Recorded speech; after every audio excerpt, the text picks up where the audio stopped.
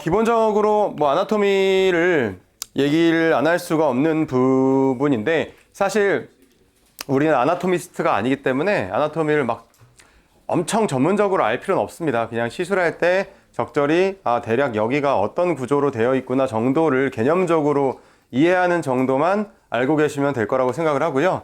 데피니션은 이제 뭐 논문상에 나와 있는 데피니션이 사실 좀 논문마다 좀 다르긴 해요. 그리고 이제 제가 이제 해부학 하시는 분들이랑 또 만나서 카데바 세미나 같은 거 하면서 또 얘기해 보면 또 되게 다르게 얘기를 하시는 경우도 많이 있고, 우리가 이제 개념적으로 배우기에는 이렇게 티어트루프 디포미티, 디포미티가 앞쪽에 있고 뒤로 이어지는 걸 팔페브로 말라그루브라고 하죠.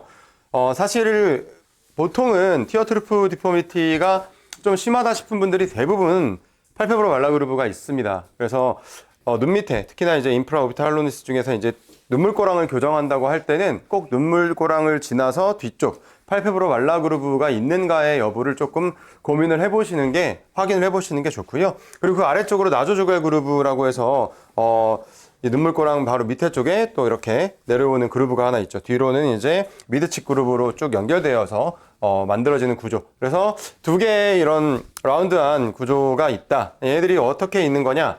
두 개의 리가먼트가 있다고 되어 있죠. 근데 요 리가먼트가 실제로 이렇게 리가먼트로 존재하는가에 대해서는 좀 컨트로버시가 있는 것 같아요. 해부학 하시는 분들 중에 많은 분들이 실제로는 리가먼트가 아니고 그냥 이렇게 난잡한 파이브로틱 티슈들이 얼기설기 있는 구조다 라고 얘기를 하는데, 뭐 그걸 우리가 그러냐 안 그러냐를 다 따질 필요는 없을 것 같고요. 요런 느낌으로 되어 있고, 왜냐면 실제로 우리가 시술하다 보면 예를 들면 이 자이고마티코 큐테너스 리가먼트 바깥쪽에서 캐뉼라로 펑처해가지고 들어가다 보면 여기 걸리거든요. 실제로 걸려요. 우리한테 의미 있는 건 사실 그거죠. 걸리는 구조물이 있긴 있다. 그게 진짜 트루 리가먼트든 뭐 파이브로틱 티슈든. 그리고 이 오비탈 리테인 리가먼트라고 하는 애도 우리 눈에 리가먼트가 이렇게 띠로 보이든 말든 저기에 걸리는 구조물이 있습니다. 그 구조물 때문에 눈물코랑이 이렇게 쭉 파이는 거고요. 그래서 개념적으로는 이런 느낌으로 두 개의 구조물이 있어서 그 우리의 인프라 오비탈 할로니스나 뭐 디포미티가 발생을 한다 라고만 알고 계시면 될 것 같아요. 사이탈 섹션에서 볼 때가 이제 뭐 좀 중요하겠는데, 우리가 티어트루프 리가먼트라고 얘기하는 애들이 이런 식으로 본에서 스킨에 갖다 붙어서 스킨을 당기고 있죠. 그러니까 이제 위쪽에 이 오비탈 세프툼 안쪽에 있는 요 지방 덩어리가 이렇게 자꾸 밀고 나오면 아래쪽은 묶여 있고, 얘는 밀고 나오니까 우리 눈물코랑 지방 돌출, 지방 재배치 수술하는 사람들 튀어나온 그 지방 있잖아요. 그 모양대로 보이는 거죠. 그러니까 이게 어떤 지방 자체가 그냥 볼륨이 늘어나서만 생기는 그런 개념이 아니라 피부에 탄력이 떨어지고 안에 있는 지방, 그리고 세프툼의 탄력도 떨어지니까 지방이 밀고 나오는데 티어트루프 리가먼트가 꽉 붙잡고 있으니까 통째로 그냥 내려오는 게 아니라 중간에 걸려서 이렇게 덩어리로 쫙 생기는 거다. 요 정도 개념을 알고 계시면 될 것 같고요. 그리고 뭐 이제 그 아래쪽에 뭐 그 스페이스가 있고, 그리고 뭐 말라페페도 있고, DMCF라고 해서 딥 메디얼 칙팻 이런 게 존재한다. 이런 개념만 좀 봐놓으시면 될 것 같아요. 조금 옆 라인에서 이제 보면 여기에 이제 자이고마티코 큐테너스 리가먼트까지 이렇게 보이죠. 아마 혹시 이따가 하다가 저게 이제 구조물이 좀 데피니트하게 보이면 제가 캐뉼라로 이렇게 하면서 다시 설명을 좀 드리긴 할게요. 근데 어쨌든 이런 구조물로 되어 있고, 우리가 눈물코랑 쪽에 필러를 할 때 예를 들면 이제 보통 여기 펫벌징이 있는 거고 눈물코랑이 오면 요 동네에 이제 필러를 넣게 되잖아요. 그때 넣는 층을 책에 보면 뭐라고 해요? 수프라고 하죠. 수프가 보면 여기 이제 프리자이고마틱 스페이스라는 게 사실 공간이 있는 게 아니고 포텐셜한 스페이스, 그러니까 벌리면 벌려지는 공간이 있는 거고, 그 자리, 요 자리 자체가 어떻게 보면 수프라는 그 팻층으로 되어 있다. 저 깊은 층에다가 필러든 뭐 어떤 시술이든 해서 볼륨 교정을 해주는 거다라고 이제 개념적으로 이해를 하시면 될 것 같습니다. 그래서 이런 식의 구조를 가지고 있다. 여기에 이제 그 아터리 베슬은 사실 거의 딱 하나가 중요하죠. 인프라 오비탈 아터리가 인프라 오비탈 포라멘에서 기시에서 나오는데, 이 포라멘이 이제 실제로 보면 이렇게 수직으로 뚫려 있는 게 아니라 약간 메디알 쪽 방향으로, 그러니까 구멍이 이렇게 있는 게 아니라 약간 이런 식으로 되어 있어요. 그래서 우리 이제 책 보면 여기 접근할 때 바깥쪽에서 이런 식으로 이 구멍 모양대로 접근하면 이제 그 포라멘에 있는 뭐 아털이나 아니면 너브를 마취하거나 할 때도 직접 찌를 수 있으니까 완전히 이렇게 옆쪽에서 이런 식으로 들어가지 말고 그냥 수직으로 들어가라고 보통 되어 있죠. 아무튼 저 포라멘이 있고 저기서 아터리가 나온다.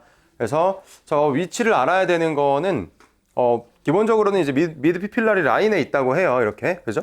그 라인보다는 약간 안쪽에 있다고 되어 있는데 저걸 알아야 되는 건 뭐 다른 건 아니고 혹시라도 니들로 시술을 하게 되는 경우가 있는데 그때 저기 정도는 좀 피하자라고 생각하고 알고 계시면 될 것 같아요. 왜냐면 나머지 부위들은 뭐 어쨌든 베슬이 이제 좀 슈퍼필하게 올라올 거 아니에요. 그러니까 본터치하고 시술하면 이렇게 큰 베슬을 만날 일이 많이 없는데 저 포라멘 근방에서는 만날 수 있다. 특히나 포라멘 자체를 찔렀다가는 거기는 아예 구멍 안에 딱 뭐예요. 너브랑 베슬을 끝이잖아요. 거기를 그대로 찌를 수 있으니까 위치를 대략적으로 파악하고 내가 바늘을 이용해서 시술할 때는 좀 조심해야 된다. 뭐 가급적이면 바늘 안 쓰면 좋고요.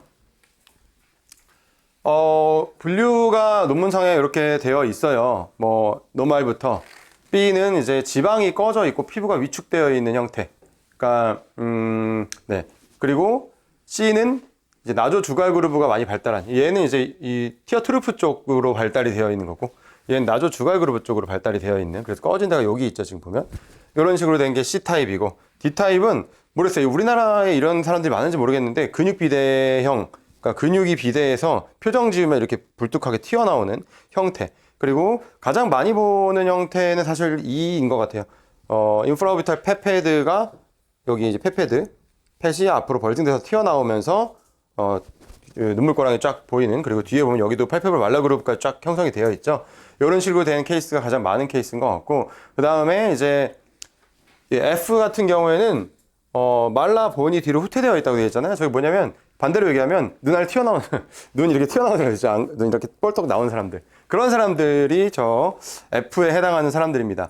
뭐 이런 거를 다 외우실 필요는 없고, 요 중에서 그래도 우리가 시술로 해서 교정하기에 그나마 의미 있게 교정할 수 있는 건 제가 볼 때는 B2 정도가 좀 어느 정도 눈물꼬랑 시술을 통해서 개선하기에 무난한 사람들인 것 같고, 조심하셔야 되는 건 사실 이런 사람들입니다. 이제 그 안구 돌출 있는 사람들, 안구 돌출이 심하면 눈물꼬랑에 뭐 필러든 뭐 아텔로 콜라겐이든 이런 걸 시술했을 때 잘 안 되는 경우가 많아요. 어렵습니다, 좀. 그래서 좀 조심해야 되는 사람들이다 라고 개념적으로 이해를 하시면 될 것 같습니다. 그래서 왜 이런 걸 클래시피케이션을 보냐면, 그래도 내가 환자 봤을 때 이 환자의 눈 밑에 디포미티가 어떤 것 때문에 일어났는지 원인은 파악을 해야 원인에 맞게 치료를 하든가, 혹은 저렇게 안구 돌출이 있으면 환자한테 눈물꼬랑 이제 뭐 시술하면서 너는 안구 돌출이 있어서 밑밥을 까는 거죠. 안구 돌출이 있어서 시술해도 이게 완전히 가려지기 어렵다. 왜냐면 눈이 너무 나와 있어서 어쩔 수 없다. 이런 이제 밑밥을 깔기 위한 지식이라고 보시면 됩니다. 네, 밑밥을 깔아야 될 사람한테는 사실을 기반으로 적당한 밑밥을 까는 게 좋다. 예를 들면 뭐 이런 사람들은 눈물꼬랑이 아니잖아요. 지금 보면 나조주갈 그루브는 뒤로 이어지면 인디언 밴드로 이어지는 그루브인데, 이거를 눈물꼬랑 뭐 여기 이런데 막 바깥쪽에 이게 시술한다고 해서 이게 좋아지지 않겠죠? 환자한테 조금 구체적으로 설명을 해주는 거죠. 요거는 눈물꼬랑 쪽 꺼짐이 아니라 그 아래쪽에 있는 인디언 밴드로 이어지는, 혹은 이제 같이 있는 경우도 많이 있을 거 아니에요. 그런 거를 이제 알아놔야 환자한테 설명을 할 수 있어요. 그래야 환자도 그냥 야 이건 이거 이렇게 해서 안 돼요 이렇게 하는 것보다 훨씬 더 신뢰감 있게 알아듣습니다. 오늘 시술은 이제 눈 밑에 사실 시술할 수 있는 게 많이 있으면서도 많이 없어요. 그러니까 이제 요즘에 환자들이 또 눈물꼬랑에 필러 한다 그러면 질색팔색합니다. 왜 그러는지 모르겠는데 HA 필러 하면 무슨 진짜 큰일 나는 줄 아니까. 뭐 근데 이제 또 콜라겐 부스터 같은 거 하기에는 조금 부담스럽죠. 눈 밑에는 이제 뭐 혹여라도 결절 같은 게, 결절이 아니라 단순 뭉침이 만져지더라도 눈 밑 같은 경우는 환자들이 되게 예민하게 반응하고 너무 티가 나니까 좀 불편할 수 있는 부위고, 그래서 이제 좀 최근에는 이 아텔로 콜라겐 같은, 어떻게 보면 제 기준에서는 하이브리드거든요. 그러니까 즉각적인 필러 이펙트도 있고, 그리고 콜라겐 자체가 들어가기도 하지만 콜라겐 신세시스를 유도해서 거기서 생기는 2차적인 어떤 피부 질감 개선이나 조직의 질감 개선이 이루어지는 시술이라서 주로 눈 밑이나 이제 목, 입가 이런 부위에 많이 쓰게 되는 것 같고요. 그리고 이제 시술했을 때 어쨌든 환자한테도 필러라고는 얘기 안 해도 이거는 이제 콜라겐 자체다, 그 자체. 우리가 이제 콜라겐 부스터 하고 났을 때 이후에 몇 달 뒤에 생기기를 희망하는 그 콜라겐을 직접 주입을 해주는 거다. 만들 때까지 기다릴 필요 없이 이런 식으로 접근하면 또 HA 필러보다는 훨씬 더 편하게 받아들이는 것 같아서 좀 추천하고 싶은 제품이고요. 오늘은 이 제품 가지고 시술을 하는 걸 보여드릴 거고요. 눈 밑에 할 때는 보통 한 3-4배 희석해서 사용을 합니다. 단순히 그냥 NS로 희석할 때도 있고 뭐 프리 HA 좀 섞어서 할 때도 있고요. 시술 방법은 오늘은 23게이지 캐뉼라를 이용해서 좀 보여드릴 거고요. 제가 루틴하게 저는 그렇게 하기 때문에 그냥 듀얼 레이어로 해서 피부에는 멀티니들 인젝터로 더미스에 이제 좀 주입을 해가지고 피부 질감 개선도 시켜주고 그 다음에 볼륨용으로 해서 볼륨을 같이 주는 경우가 있는데 만약에 인트라더말 인젝션을 할 거면 희석은 보통 저거보다는 좀 더 많이 한 5-6cc 정도 희석을 해서 그렇게 사용을 하고 있습니다. 네, 뭐 원료 자체가 콜라주는 안전한 원료고 이제 이게 제일 좋은 것 같아요. 콜라겐 생길 때까지 안 기다려도 되고 바로 주입하니까 이제 즉각적인 효과가 있고 환자들이 사실 그렇잖아요. 콜라겐 부스터 해도 말은 필러 싫다고 하는데 속마음은 다 필러 결과를 원해요. 오늘 당장 해갖고 딱 모양이 나오기를 원해. 그럼 저는 얘기하고 그럼 필러를 하시라고. 근데 필러 싫대. 그러면 이제 그럴 때 이제 아텔로 콜라겐 하시라고 하면 그래도 잘 받아들이시는 것 같아요. 좋아하시고.